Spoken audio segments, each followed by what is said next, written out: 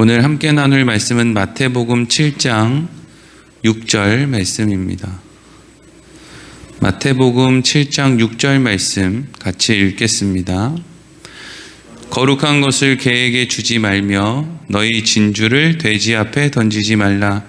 그들이 그것을 발로 밟고 돌이켜 너희를 찢어 상하게 할까 염려하라. 아멘. 오늘은 그것을 발로 밟고 라는 제목으로 말씀을 나누도록 하겠습니다. 어제 우리는 마태복음 7장 1절부터 5절까지 말씀을 통해서 비판하지 마라 하는 예수님의 말씀을 들었습니다. 비판하지 마라. 그러면 너희가 비판을 받지 않을 것이다. 만약에 비판을 한다면 너희도 비판을 받을 것이다. 아, 예수님, 근데 저 사람이 비판받을 만한 짓을 하지 않습니까?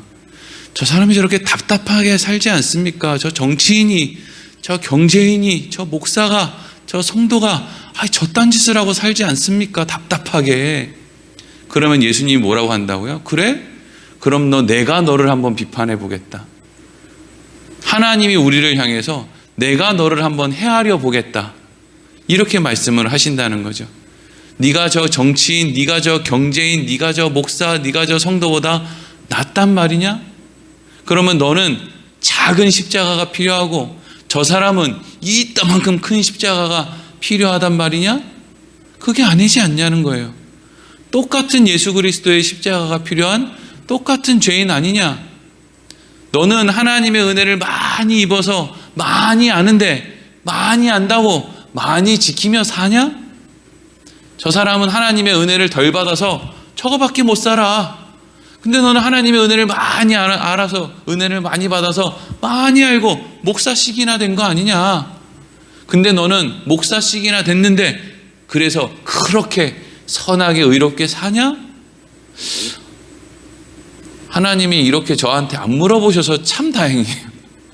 그렇게 물어보시면 쥐구멍에 들어가고 싶을 것 같아요. 할 말이 없죠. 다른 누군가가 나한테 너 왜 그렇게 비판해? 나도 너 비판할 거 이러면 한번 싸워라도 보겠어요. 그래, 한번 싸워보자. 누가 더 잘났나? 근데 예수님이 우리를 위해서 십자가를 묵묵히 감당하신 예수님, 우리에게 너는 비난할 게 없는지 나랑 한번 헤아려 볼까? 라고 하시면 우리는 할 말이 없습니다. 근데 오늘 본문의 말씀은 이제 그런 맥락에서 이렇게 이어져요. 조금 오늘 본문의 말씀은 뭐라고 해야 될까요? 좀 느낌이, 어감이, 단어들이 그렇게 쉽게 다가오는 말씀은 아니고 조금 이제 거친 그런 말씀으로 들릴 수 있습니다. 다시 한번 오늘 7장 6절 말씀 읽어보겠습니다. 시작. 거룩한 것을 개에게 주지 말며 너희 진주를 돼지 앞에 던지지 말라. 그들이 그것을 발로 밟고 돌이켜 너희를 찢어 상하게 할까 염려하라. 아멘. 개가 나오고 막 돼지가 나오고 이래요. 그러니까 개하고 돼지는 사실 요즘에야 뭐 각 가정마다 애완견으로 뭐 이제 강아지도 키우고 앞으로는 절대로 대한민국에서 개고기를 못 먹게 합시다 이래서 막 사람들이 막 피켓도 막 이제 들고 막 이렇게 하죠. 그래서 개의 그 강아지들의 지위가 요즘에 상당히 이제 올라왔어요. 어디까지 올라왔냐면 내 새끼까지. 얘가 우리 아들이에요 이러면서 강아지를 막 보여주고, 아, 얘가 내 딸이에요 이러면서 이제 고양이를 보여주는 그런 시대가 됐죠. 그거를 뭐라고 할 게 아니에요. 그냥 시대가 바뀌는 거고 사람들의 그 마음이 그쪽으로 향한다는 거예요. 왜?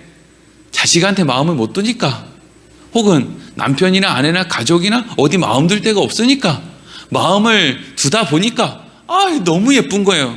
그래서 요즘에는 어디까지 갔냐 하면 목사님, 우리 강아지, 첫째 강아지한테 안수기도 좀 해주세요. 강아지가 너무 아파요. 여기까지 갔어요. 그러면 이제 이걸 가지고 안수기도를 해줘야 되느냐, 해주지 않아야 되느냐, 이번 성탄절날 우리 둘째 고양이 세례를 줘야 되느냐, 세례를 주지 않아야 되느냐, 여기까지 이제 고민이 갔다고요. 근데 그 고민이 참 별짓들을 다 하네. 웃기고 자빠졌네. 여러분, 이리로 가면 안 돼요. 그리스도인들은 그 안에는 뭐가 있냐면 비판이 있어요. 우리는 어디로 가야 되냐면 저 사람이 마음 들 것이 마땅치 않은가 보다. 얼마나 힘들까. 얼마나 저 애완견이나 애완묘를 통해서 마음의 위로를 받았기에 저런 마음을 먹었을까. 이리로 가야 돼요. 이걸 가지고 막 왜 짐승한테 무슨 세례를 주냐, 뭐 안수를 주냐, 이거 가지고 싸우는 게 제일 문제예요. 싸우는 게 제일 문제. 거기다가 안수나 세례를 해주는 그 행위가 문제가 아니라 그걸 해줄 수 있느냐 해주면 안 되느냐를 가지고 교회에서 막 치고받고 싸우는 게 그게 제일 나쁘다고요. 그걸 조심해야 돼요. 세상에 사는 사람들이, 교회에 다니는 사람들이 강아지한테 세례 줬느냐 세례 주지 않았느냐, 이거 가지고 교회에 다니는 사람을 통해서 하나님을 발견하지 않아요. 제 사람들이 저희를 어떻게 대처하느냐, 어떻게 싸우지 않느냐, 이게 중요하거든요. 근데 우리는 내가 옳으니까 그냥 싸우겠다는 거예요. 어떻게 걔한테 이걸 주냐고 막 요즘에 그래서 한창 싸우고 있어요. 네. 우리는 뭐 우리가 안 싸워도 누구나 싸워주는, 대신 싸워주는 사람들이 주위에 많으니까, 네, 그거 가지고 이미 지금 싸우고 있어요. 그렇게 해도 되느냐 안 되느냐, 그딴 생각을 가지면 교회에서 막 나가라 막 이런 사람들도 조금 엉뚱한 데로 갔지만, 이스라엘 사람들, 유대인들은 개와 돼지를 부정하다고 여겼어요. 왜 부정하다고 여겼냐면, 이 개나 돼지의 특징 가운데 하나는, 이제 특히 개는 자기가 뱉었던 거, 토했던 거, 방금 전에 뭐가 이렇게 부대껴가지고 막 개걸스럽게 먹다가 뭐가 부대끼니까 왜 하고 토한단 말이죠. 근데 그거를 조금 있다가 어떻게 해요? 또 먹어요. 우리는 그런 거 보면 참 좀 비위가 상한다 그러나요? 그럼 돼지들은요, 돼지. 물론 돼지도 지가 토한 걸 먹기도 하지만 돼지의 또 다른 어떤 특징은 뭐냐면 그 자리에서 싸고 그 자리에 뒹굴고 그 자리에서 또 먹고, 이걸 그냥 그냥 아무렇지 않게 그냥 한다는 거죠. 강아지들, 개들은 자기가 싼데 잘 안 가요. 그 웃기죠. 자기가 싸놓고 근처에도 잘 안 간단 말이에요. 그냥 흥흥 뭐 이러다 그냥 말죠. 그러면 거룩한 것을 개에게 주지 말며 진주를 돼지 앞에 던지지 말라 하는 말은, 좋은 것이 있는데 이 좋은 것을 토한 것을 먹는 것처럼, 또 더러운 자리라고 깨끗했는데 그게 이제 어떤 순간 더러운 자리가 됐단 말이에요. 거기로 다시 돌아가서 눕는 것처럼 하는 사람들을 되어서는 안 된다 하는 거죠. 그러면 여기에서 개와 돼지에게 던져주지 말라고 한 거룩한 것과 진주로 그렇게 상징되는 것이 무엇일까요? 이 바로 앞에 무슨 말씀이 있었습니까? 비판하지 말라, 이런 말씀이 있었죠.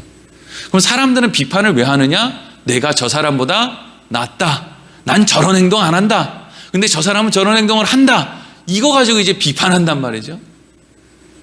그런데 비판의 중심에는 그러니까 결국에는 뭐가 있어요? 나는 자격이 있다, 쟤는 자격이 없다, 나는 실력이 있다, 쟤는 실력이 있다, 나는 하나님 앞에 당당하다, 쟤는 하나님 앞에 당당하지 못하다, 이런 마음이 있는 거예요. 이게 이제 비판을 하는 근거죠. 근데 애초에 산상수훈이 어떻게 시작했어요? 마음이 가난한 사람, 애통하는 사람, 그런 사람이 복이 있다 그랬죠. 그러니까 마음이 가난한 사람은 어떤 사람이라고 그랬어요? 다윗처럼 분명히 하나님의 은혜를 이렇게 많이 받고 자기 힘으로는 할 수 있는 게 하나도 없고 실력도 없고 그냥 죽어마땅한 죄인이 하나님의 은혜를 입어서 한 나라의 왕까지 됐단 말이죠. 근데 그렇게 많은 하나님의 은혜를 입고 뭘 해요? 자기가 가진 힘으로 백성들을 돌보고 하나님께 감사하고 이리로 가는 게 아니라 다른 사람의 아내를 빼앗고 그 사람을 전쟁터 한복판에 내몰아서 죽여버리고도 자기가 지금 어떤 상황인지도 인지하지 못하고 있다고요. 그런 말 못할 자기의 한계를 경험하는 게 마음이 가난한 상태, 심령이 가난한 상태, 애통하는 상태, 예수님을 3번 부인하고 저주하고 맹세하는 그 상태, 그 상태가 애통하는 자의 상태죠. 거기까지 간 거예요. 그리고 나서 하나님의 은혜를 입어서 회복을 시켜놨는데 베드로가 이제는 사람들을 정죄하고 다니는 거예요. 너 왜 그딴 식으로 믿냐고. 그러고 났는데 다윗이 또 사람들을 정죄하는 거예요. 니네들 왜 그렇게밖에 못하느냐고. 이걸 뭐라고 표현하는 거예요? 거룩한 것을 개에게 주지 말며 진주를 돼지에게 주지 말라는 거예요. 내가 언제 그랬어? 내가 언제 그랬어? 난 옛날부터 깨끗했어 라고 하는 것처럼 한다는 것이죠. 어제 다윗에 대한 이야기 잠깐 드렸죠. 다윗에게 나단 선지자가 찾아와서 왕이시여, 이 나라에 부자가 있고 가난한 사람이 있는데 아유 글쎄 부자가 손님이 왔는데 가난한 집에 있는 암양 새끼 한 마리를 뺏어다가 그걸로 손님을 대접했다는 거 아니에요. 그랬더니 다윗이 막 노발대만 하면서 내가 그놈 죽이겠다, 하나님의 이름을 걸고 내가 맹세코 내가 그놈 죽이겠다. 그랬더니 나단이 뭐라 그랬어요? 그놈이 바로 네 놈이요 이런다고요. 그러니까 그 이야기를 듣고 다윗이 무너지는 거죠. 여러분, 우리가 사실은 새벽에 나온다는 거, 때로는 집 골방에서 기도를 한다는 거, 그 기도의 시간을 조용히 가져야 되는 이유는요, 그걸 늘 생각하기 위함이에요. 나는 지금 이러고 있지 않나, 이걸 발견해야 돼요. 너무 부끄럽잖아요. 이거 얼른 발견해서 어떻게 해결을 해야지. 이거 너무 부끄럽단 말이죠. 그런데 다윗이 그래서 그 이야기를 듣자마자 어떻게 해요? 어머나, 내가 정말 말 못하는 죄인이구나.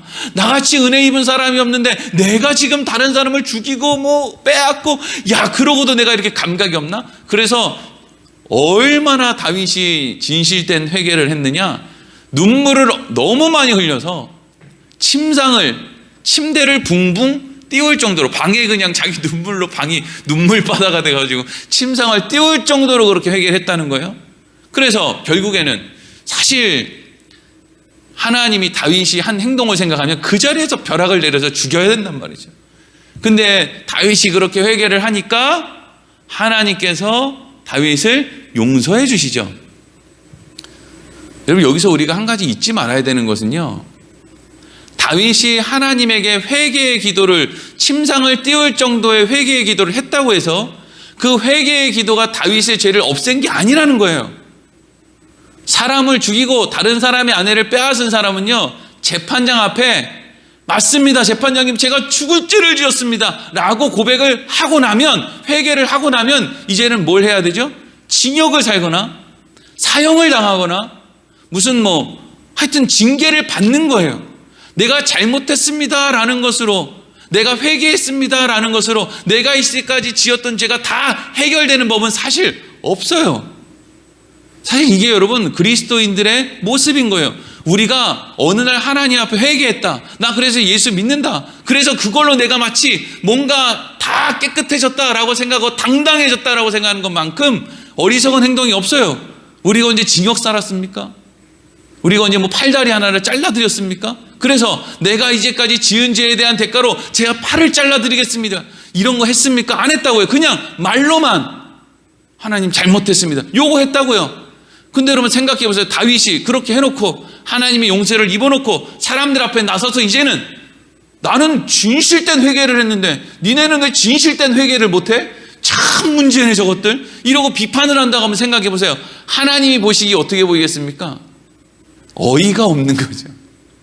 다윗아, 네가 은혜로 용서받았지, 네가 형벌을 받아서 용서를 받았냐?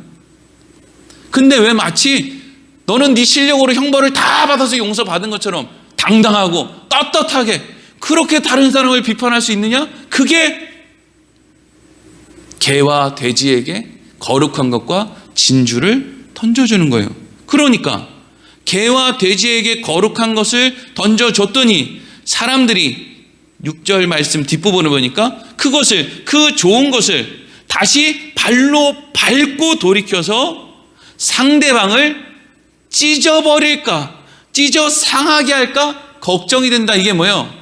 자기들은 하나님의 은혜를 입어놓고 하나님의 은혜를 입은 게 아니라 마치 자기의 실력으로 용서를 받은 것처럼, 자기 실력으로 뭔가를 해낸 것처럼 이제는 다른 사람들에게 가서 너 왜 그거밖에 못해? 라는 식으로 다른 사람을 찢고 다닌다는 거죠.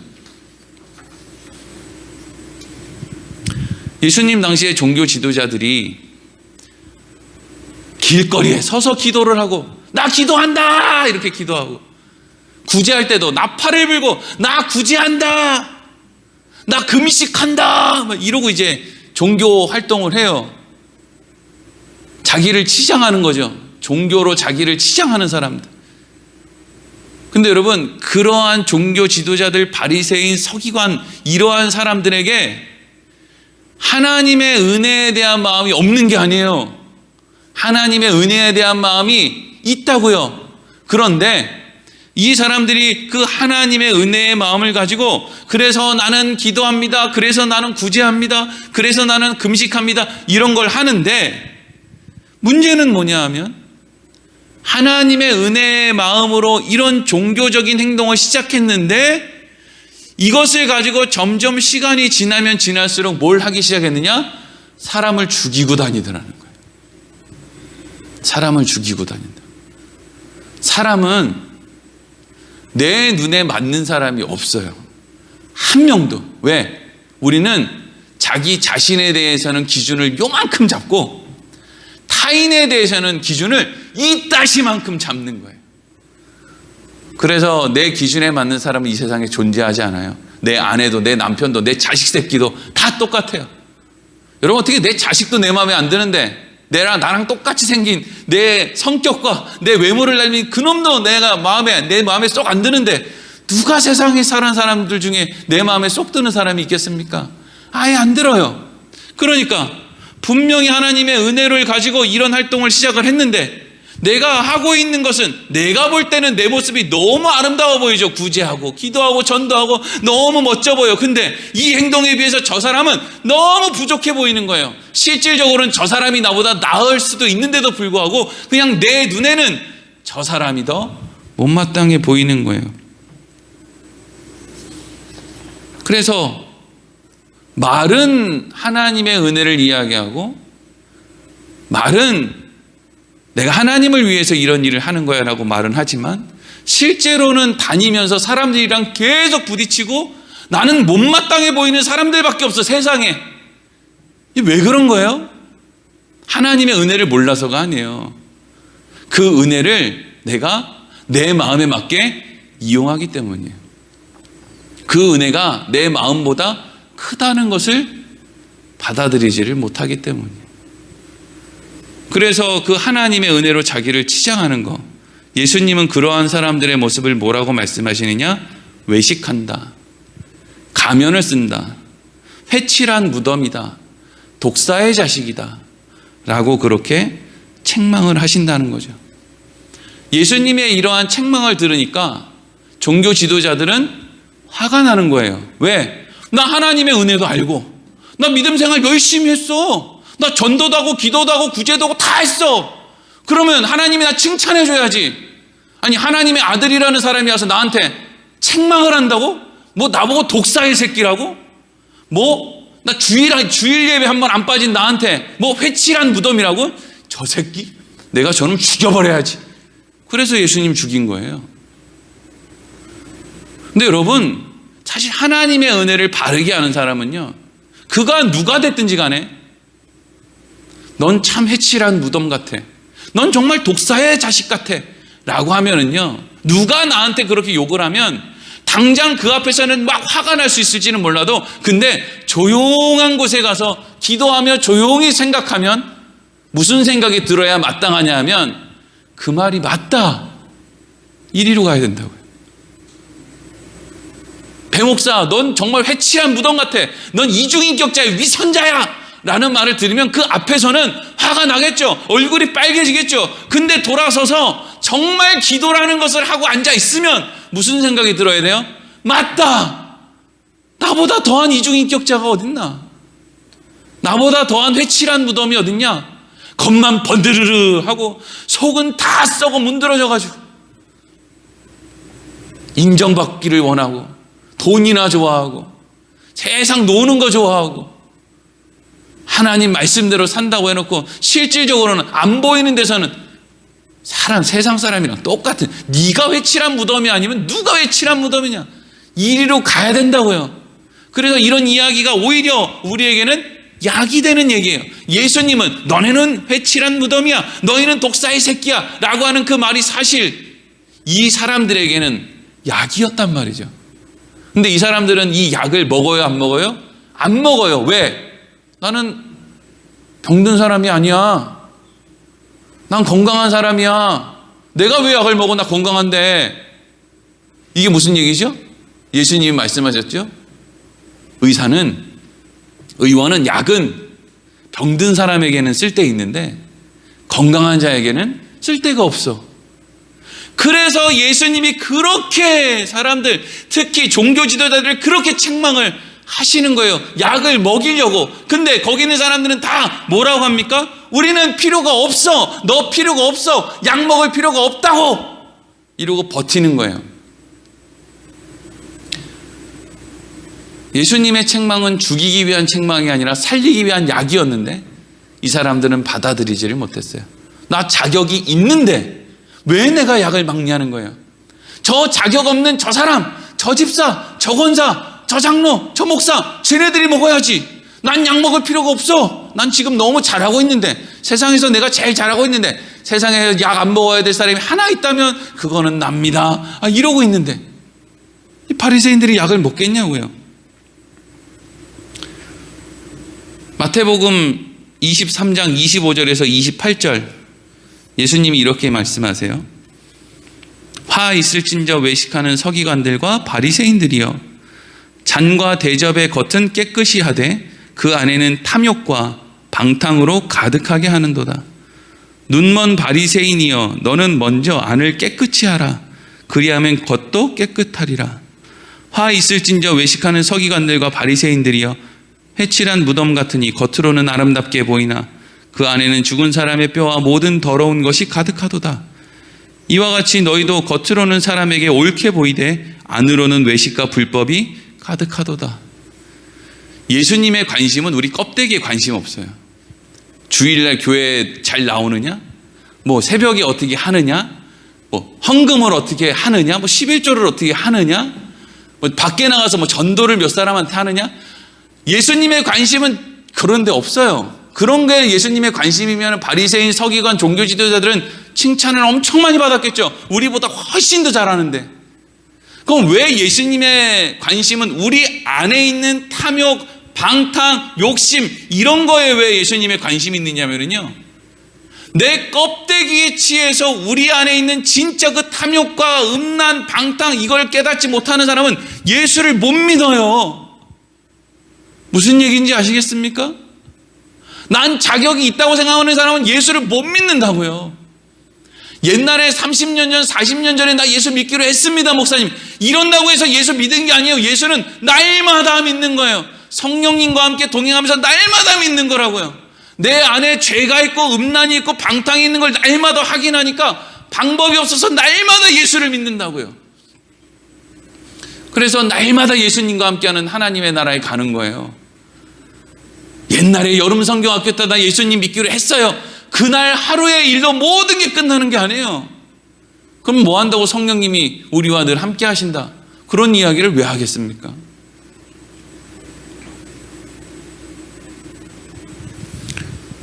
우리의 시작은, 저의 시작은 심령이 가난한 자, 애통하는 자, 의에 줄인 자, 긍휼히 여기는 자, 핍박받는 자, 이게 여러분 우리의 시작이에요.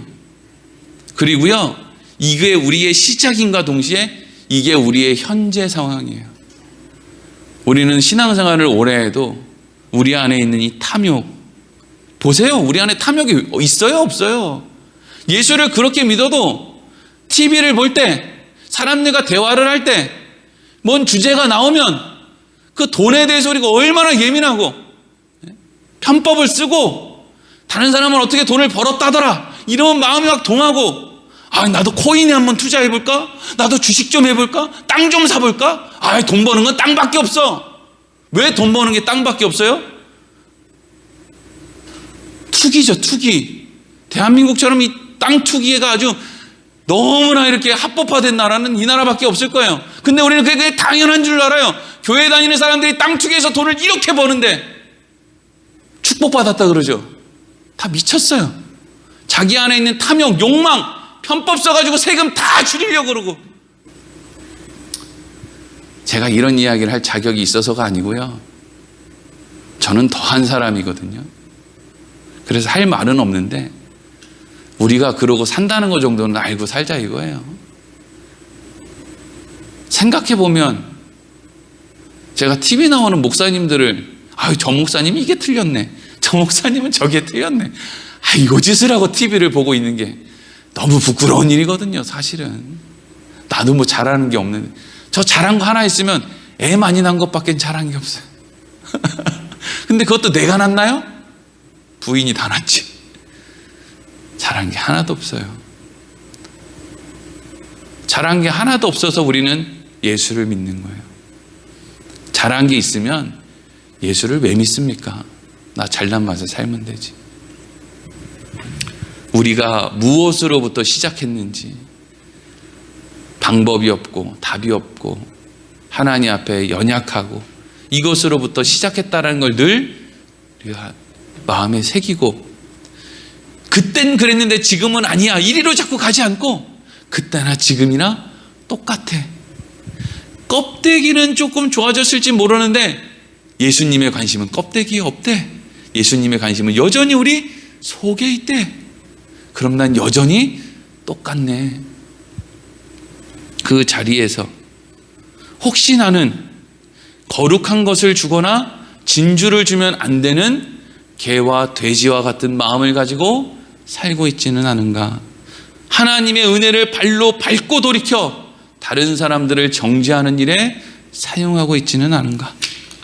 날마다 마음으로 깊이 생각하며 살아가는 하나님의 귀하고 복된 자녀들, 하나님 나라를 이루는 하나님 나라의 구성원, 백성들 되기를 소망합니다. 기도하겠습니다.